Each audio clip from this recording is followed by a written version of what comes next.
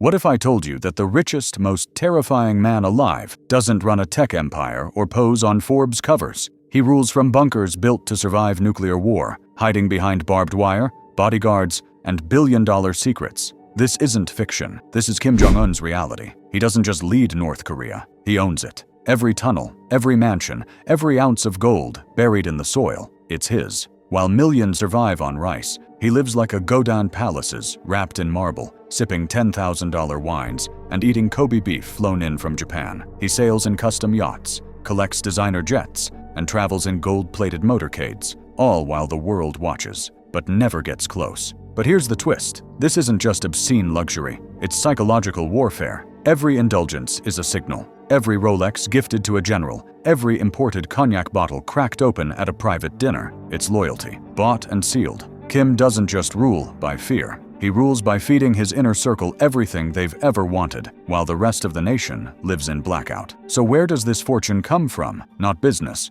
not innovation. It's all funded by secrets, illegal weapons, hidden bank accounts, a black market empire so big, even sanctions can't touch it. He doesn't just control a country. He operates a shadow economy carved from the earth, hidden from satellites, and protected by nuclear missiles. This isn't billionaire wealth. This is tyrant treasure, unseen, unregulated, and unstoppable. Welcome to the terrifying luxury empire of Kim Jong-un. Before we proceed, don't forget to like this video and subscribe to our channel for more videos about luxury like this. When you're the most feared man in your country, your home isn't just luxury, it's lockdown. Kim Jong-un's palaces aren't made for comfort. They're built to survive a war. Surrounded by landmines, electric fences, and armed guards, these billion-dollar compounds are more fortress than mansion. Each one comes stacked. Private runways, Olympic-sized pools, luxury spas, and underground bunkers wrapped in steel and lead. At his once-an estate, a beachfront fortress,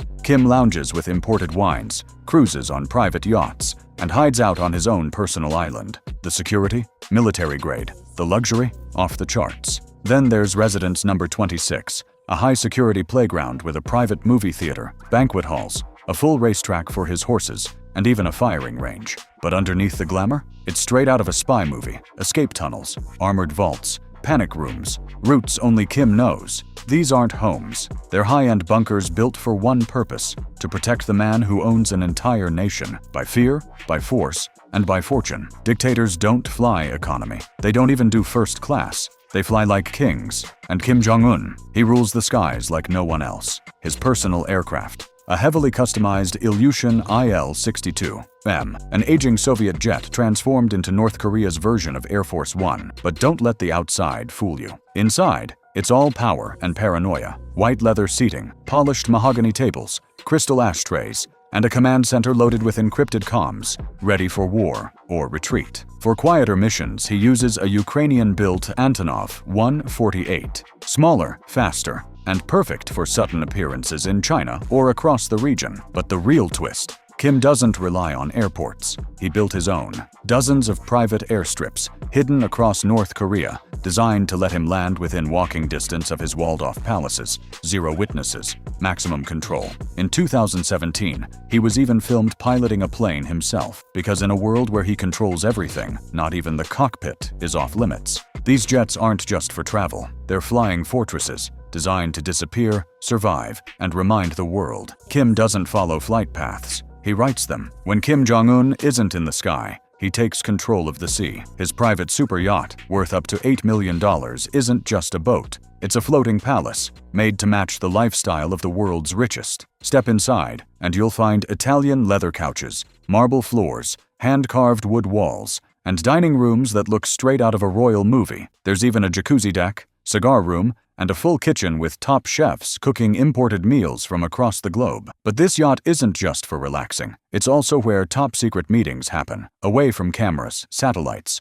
or anyone listening in. It's a moving hideout, cruising the ocean with military-level security. Kim also owns a bunch of smaller boats used for fast trips, private getaways, or even spying along the coast. On these waters, there are no borders, no questions, just power. Out here, he's not just cruising. He's controlling everything, from the sea to the silence. Kim Jong-un doesn't just own cars. He commands a rolling empire. His private garage is packed with over 100 high-end vehicles, worth more than $100 million.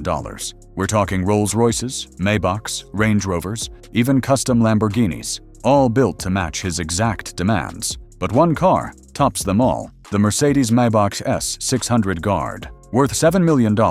This beast is bulletproof, bomb-resistant, and built like a tank in a tuxedo. It has run-flat tires, an oxygen system, and security tech you'd expect in a war zone. It's not a car, it's a moving fortress. When Kim hits the road, it's a show of power. Blacked-out convoys snake through cities, escorted by armed guards moving in perfect sync. Every detail is locked down. Every trip is rehearsed. He's not playing around. These machines are built for survival, status, and control. Because in Kim's world, every move is a message, and his cars speak loud. In a country where most people are starving, Kim Jong-un built a ski resort. This isn't a joke. It's called Masikryong, a $30 million luxury resort carved into the icy mountains of North Korea. Complete with 9 slopes, snow machines, heated lifts, and modern lodges, it looks like something out of the Swiss Alps. But here's the twist. Almost no one uses it. The price of one ski pass equals a full month's salary for an average North Korean. Locals aren't allowed.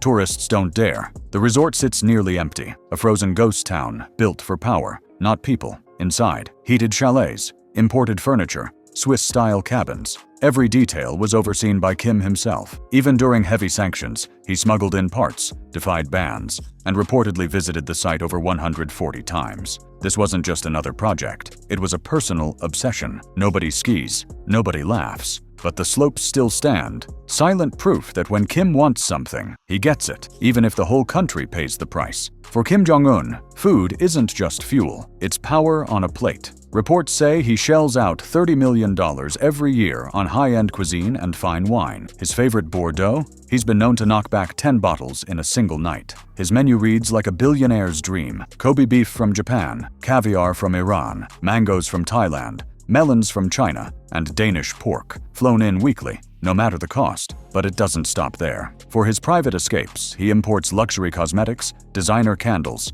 and even specialty fishing gear from China. In 2015, he dropped over $8 million on pepper. Yes, pepper. Add in Russian horses, custom-made umbrellas, and fitness gear that costs more than most homes, and you start to see the picture. This isn't a leader with expensive taste. This is someone who rules through excess and spares no cost doing it. While millions in North Korea survive on rice rations and shiver through winter blackouts, Kim Jong-un wraps himself in luxury. Imported food, designer goods, and royal-level indulgence aren't rare treats. They're his daily standard. This isn't careless spending, it's intentional. Excess isn't just part of his lifestyle, it is his image. Because when you rule unchecked, even your dinner plate turns into a throne. In North Korea, loyalty doesn't come from belief, it's bought with luxury. Kim Jong-un has spent an estimated $4 billion not on schools, hospitals, or food, but on expensive gifts to secure the silence and support of his inner circle. We're talking about luxury watches,